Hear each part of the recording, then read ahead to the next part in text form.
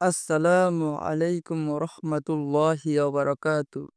প্রিয় ভাই ও বোনেরা, ইতিহাসের পাতায় এমন কিছু ঘটনা রয়েছে যা শুনলে আপনার হৃদয় কেঁপে উঠবে। আজ আমি আপনাদের এমন এক নারীর গল্প শোনাবো যিনি ছিলেন ইসলামের প্রথম শহীদ, যিনি নিজের জীবন দিয়ে প্রমাণ করেছিলেন লা ইলাহা ইল্লাল্লাহ এর অর্থ কী। চলুন শুনে নেই সেই সাহসিনী নারী সুমাইয়া রাদিয়াল্লাহু তাআলা আনহা এর অমর গল্প। মক্কার এক কোণে নিস্তব্ধ মরুভূমির বুকে এক দরিদ্র কিন্তু ঈমানদার পরিবার বাস করত। ইয়াসির রাদিয়াল্লাহু তাআলা আনহা, তার স্ত্রী সুমাইয়া রাদিয়াল্লাহু তাআলা আনহা, তাদের তরুণ সন্তান আম্মার রাদিয়াল্লাহু তাআলা আনহা। তারা ছিলেন দাস পরিবার, কোনো উচ্চ বংশের মানুষ নয়। তবুও আল্লাহ তাদের জন্য বেছে নিয়েছিলেন এমন একটি মর্যাদা যেটা পৃথিবীর ইতিহাসে খুব কম মানুষ পেয়েছেন। একদিন মক্কায় এক নতুন বার্তা ছড়াতে শুরু করলো। লা ইলাহা ইল্লাল্লাহ মুহাম্মাদুর রাসূলুল্লাহ। মানুষ বলাবলি করছিল, মোহাম্মদ ইবনে আবদুল্লাহ সাল্লাল্লাহু আলাইহি ওয়াসাল্লাম বলছেন, সব মূর্তি মিথ্যা, আল্লাহই একমাত্র সত্য। আম্মার রাদিয়াল্লাহু তাআলা আনহা প্রথমেই নবীজি সাল্লাল্লাহু আলাইহি ওয়াসাল্লামের কাছে গেলেন এবং তার কাছ থেকে সত্যের বাণী শুনলেন, যে বাণী মানুষের হৃদয়কে কাঁপিয়ে দেয়, অন্ধকারে আলো এনে দেয়। তিনি ফিরে এসে মা-বাবাকে সব বললেন। সুমাইয়া রাদিয়াল্লাহু তাআলা আনহা এবং ইয়াসির রাদিয়াল্লাহু তাআলা আনহা মনোযোগ দিয়ে শুনলেন। তাদের হৃদয় কেঁপে উঠল। যে আল্লাহ আসমান জমিন সৃষ্টি করেছেন, যার সামনে সবাই সমান, সেই আল্লাহর বান্দা হওয়াতেই তারা শান্তি পেলেন। তারা ইসলাম ধর্ম গ্রহণ করলেন। নবীজির প্রথম দিকের সেই কয়েকজন সৌভাগ্যবানদের একজন হয়ে উঠলেন। সুমাইয়া রাদিয়াল্লাহু তাআলা আনহা শুধু ঈমান এনেই থেমে থাকেননি। তিনি গোপনে অন্যান্য নারীদাসীদের মধ্যে দাওয়াত দিতে শুরু করেন। রাতে বা গোপনে তিনি বলতেন, আমরা মূর্তির দাস নই, আমরা আল্লাহর দাস। তিনি মানুষকে বলতেন, এই পৃথিবীতে কেউ বড় নয়, সবাই এক আল্লাহর বান্দা। বলা হয় তার দাওয়াত শুনে আরও ২-৩ জন নারী ইসলাম ধর্ম গ্রহণ করেছিলেন। এটি ছিল ইসলাম ইতিহাসে প্রথম নারী দাওয়াতের সূচনা। কিন্তু মক্কার নেতারা রেগে গেল, বিশেষ করে আবু জাহেল, যে অহংকারে অন্ধ, মূর্তি পূজার সবচেয়ে বড় সমর্থক।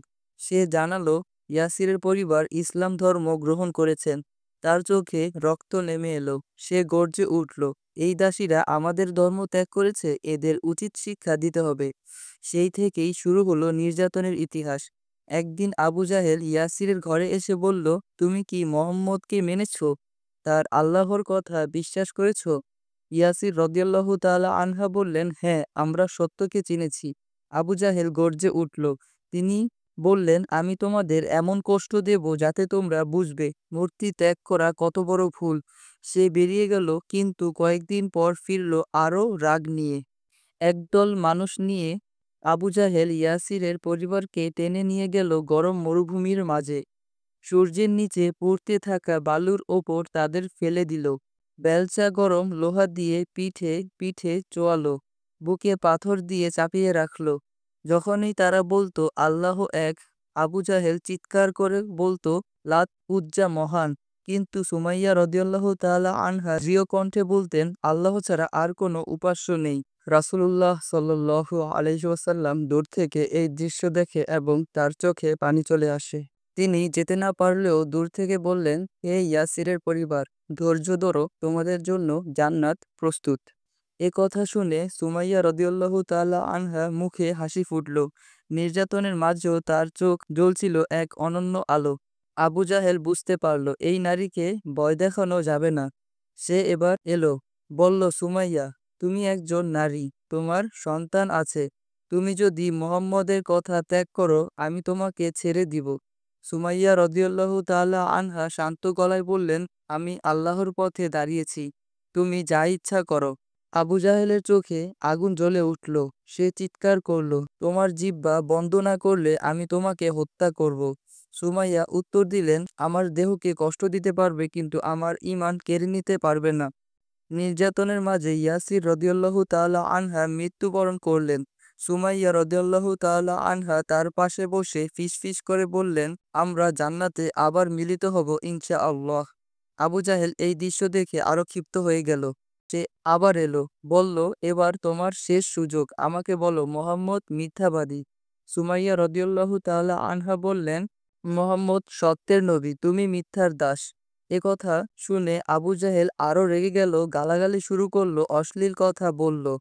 কিন্তু সুমাইয়া রাদিয়াল্লাহু তাআলা আনহা তার দিকে শান্তভাবে তাকিয়ে বললেন, আল্লাহ এই অন্যায়ের বিচার করবেন। রাগে উন্মুক্ত হয়ে আবু জাহেল তখন নিজের হাতে বর্শা নিল, চিৎকার করে বলল, এবার আমি শেষ করে দিব তোমাকে। সে সুমাইয়ার দিকে ছুটে গেল, তার বুকে বর্শা বিদ্ধ করল।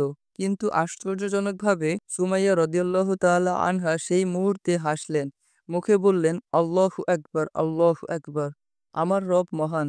বালুর মাটিতে তার দেহ পড়ে গেল, কিন্তু তার রুহু চলে গেল আকাশের ওপারে, জান্নাতুল ফিরদাউসের দিকে। বলা হয়, যখন সুমাইয়া রাদিয়াল্লাহু তাআলা আনহা এর দেহ বের হচ্ছিল, আল্লাহর ফেরেশতারা এসে বলল, হে সুমাইয়া, তুমি ইসলামের প্রথম শহীদা। এক পবিত্র আলো তাকে ঘিরে ধরল। নবীজি সাল্লাল্লাহু আলাইহি ওয়াসাল্লাম তখন দূর থেকে বললেন, সুমাইয়া শহীদা হয়েছে, তার জন্য জান্নাত নিশ্চিত। আল্লাহ তাআলা তাকে জান্নাতুল ফেরদাউসে স্থান দিয়েছেন, যেখানে তার স্বামী ইয়াসির রাদিয়াল্লাহু তাআলা আনহা অপেক্ষা করছিলেন। চারদিক ভরে গেল শান্তি, আলো আর তৃপ্তিতে। আর দূর থেকে ফেরেশতারা বলছিল, সুমাইয়া, তুমি সেই নারী যিনি ইসলামের ইতিহাসে প্রথম রক্ত দিল আল্লাহর জন্য। সুমাইয়া রাদিয়াল্লাহু তাআলা আনহা এর রক্তে লেখা হলো ইতিহাস। যে নারী ছিল দাস, কিন্তু আল্লাহ তাকে করে তুললেন ইসলামের প্রথম শহীদা। তার ধৈর্য, তার ঈমান, তার সাহস প্রতিটি মুসলিম নারীর জন্য এক অনন্ত উদাহরণ। যখন কেউ দ্বীনের পথে কষ্ট পায়, তখন সে যেন মনে রাখে সুমাইয়া রাদিয়াল্লাহু তাআলা আনহা আগে থেকেই পথ দেখিয়েছেন। হযরতে সুমাইয়া রাদিয়াল্লাহু তাআলা আনহা এর কাহিনী শুধু ইতিহাস নয়, এটি ঈমানের আগুনে গড়া এক অলৌকিক দৃষ্টান্ত, যেখানে এক নারী তার প্রাণ দিয়ে প্রমাণ করেছেন আল্লাহর পথে মৃত্যু সবচেয়ে বড় বিজয়।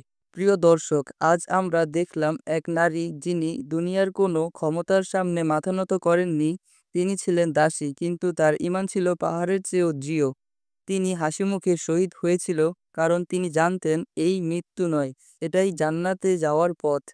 হযরতে সুমাইয়া রাদিয়াল্লাহু তাআলা আনহা এর কাহিনী আমাদের শেখায়, ঈমান মানে শুধু মুখে বলা নয়, বরং সত্যের পথে স্থির থাকা, যত কষ্টই আসুক না কেন। আল্লাহ আমাদেরও সেই দৃঢ় ঈমান দান করুক, আর তার মতো সাহস ও ধৈর্য দান করুক। যদি গল্পটি ভালো লেগে থাকে তাহলে ভিডিওটি শেয়ার করুন আর চ্যানেলটি সাবস্ক্রাইব করুন। ইসলামিক ইতিহাসের আরও অনুপ্রেরণাদায়ক কাহিনী পেতে অবশ্যই সাবস্ক্রাইব করুন। আল্লাহ হাফেজ।